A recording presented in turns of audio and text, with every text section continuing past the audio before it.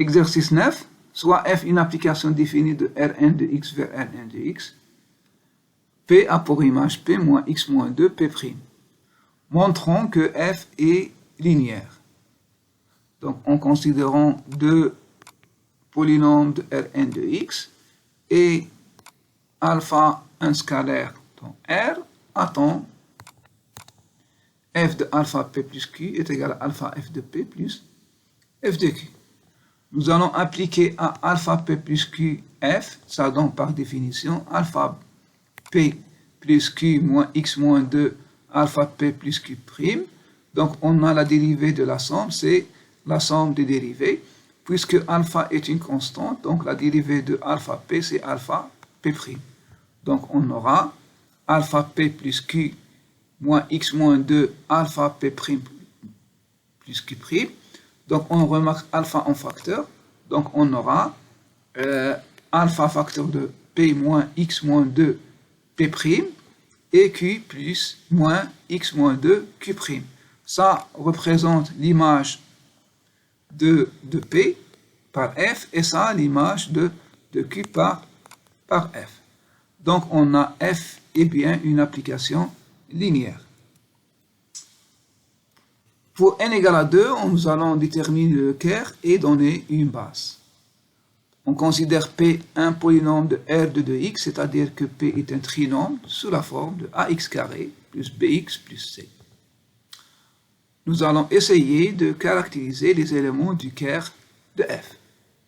Donc on a P' c'est 2ax plus b. Appliquons f à P, on obtient ax carré plus bx plus c moins 2ax carré moins 4a moins b fois x. Donc on va faire le produit. Donc on aura moins et la différence donne ax carré plus ax plus 2b plus c. Donc quand P appartient à Kerr de f, c'est-à-dire que ce polynôme est nul, c'est-à-dire que les coefficients sont tous nuls. Donc on obtient a égale 0 et c égale à moins 2b. Donc on revient à la caractérisation des éléments du Kerr. Donc on va remplacer a par 0 ici et c par moins 2b. On obtient que p égale à pb fois x moins 2. Donc quel que soit l'élément p, il est lié à x moins 2, donc c'est un générateur. Donc, puisqu'il est différent de vide, différent de 0, donc on a x-2 est un vecteur directeur de Kerr de f, donc Kerr de f il est engendré par x-2. Par suite, on a Kerr de f est une droite vectorielle du vecteur directeur x-2. Donc, dimension du Kerr de f c'est 1. Calculons les images de 1 et f de x, puis f de x puissance p pour p inférieur ou égal à 1. Donc, on va appliquer f à 1. Donc, c'est p moins x moins 2p', ça donne 1. Et pour p égale à x, on obtient de même f de x égale à 2. Donc, pour p inférieur à n, on a l'image de cet élément. Donc, c'est xp moins x moins 2 xp', ça donne xp moins p, xp moins 1 ici, fois x moins 2. Donc, enfin, on obtient l'image de f de xp égale à 1 moins p, xp, plus 2p, xp moins 1. On déduit une base de im de f. On considère cette famille f de 1 jusqu'à f de xn. Donc, c'est une famille génératrice de lim de f. Pourquoi? Parce que pour tout polynôme de p appartient à Rn de x, on a p est égal à quoi? P écrit que p égale à sigma de alpha i égale à 0 jusqu'à n de x. Et on va appliquer à pf, donc on obtient comme f est linéaire, je peux faire sortir de la sommation, on obtient sigma alpha i f de x puissance i. Donc c'est une partie génératrice. Mais il n'est pas libre parce que cette famille contient une sous-famille qui est liée. Donc on a bien f de x égale à 2 est égal à 2 fois 1 et 1 c'est l'image de 1. Donc c'est 2 fois f de i, donc c'est une famille liée. Donc la famille P0 est liée. Donc on va éliminer le f1 et j'obtiens la famille P1, c'est f de x jusqu'à f de xn. Donc c'est une famille génératrice de im de f et nous allons montrer qu'il est libre. C'est-à-dire si on considère alpha 1, alpha n appartenant à R, tel que sigma de alpha i de f de x égale 0, nous allons montrer que ces scalaires sont nuls. Donc on va utiliser l'écriture matricielle de cette équation. Donc devient, donc on a f de x et je vais utiliser le fait que f de x p, c'est quoi? C'est 1 moins p xn xp plus 2 fois p xp moins 1.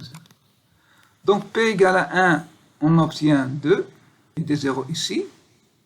Pour f de x au carré, c'est-à-dire que p égale à 2, donc on obtient 2 fois 2 x, et on a 1 moins 2 x au carré, et les coefficients sont nuls. Donc pour p égale à 3, on obtient 0, 0, 2 fois 3, et 1 moins 3. Et les autres sont des nuls. Donc, pour f de x n moins 1, l'avant-dernière, donc c'est 1 moins n moins 1, et le double 2 fois n moins 1. Pour f de xn, on a la dernière, c'est 1 moins n xn, et 2n xn moins 1. Donc pour la première ligne, avec cette colonne-là, on obtient 2 alpha 1 égale 0. Donc alpha 1 égale à 0. La deuxième ligne, c'est 4 fois alpha 2 égale à 0. Donc alpha 2 égale à 0. Troisième ligne, qu'est-ce qu'on obtient? On obtient a 1 moins alpha 2, 1 moins 2 alpha 2 plus 2 fois 3 alpha 3 égale 0. Puisque alpha 2 égale à 0, donc on obtient alpha 3 égale 0, ainsi de suite. On obtient une matrice échelonnée et par suite, on en déduit que, quel que soit p inférieur à n, on a alpha p égale à 0. Donc, B0 B1 est bien une base et par suite, la dimension de im est égale à n. Dans le cas général, déterminons la dimension du Kerr et donnez une base du Kerr. Puisque f est une application linéaire, d'après le théorème du rond, on a dimension de Rn de x égale à dimension de im de f plus dimension du Kerr. Ça égale à n plus 1 et la dimension de im de f, on a c'est n, donc on obtient que la dimension du Kerr de f c'est 1. Par suite, Kerr de f est une droite vectorielle. Pour avoir une base, il suffit de trouver un vecteur directeur de cette droite vectorielle. Donc, précédemment, pour n égale à 2, on a x moins 2 est un élément du Kerr. Donc, on a f de x moins 2 égale à 0, c'est-à-dire que x moins 2 est un élément du Kerr différent de 0, donc c'est un vecteur directeur du Kerr de f.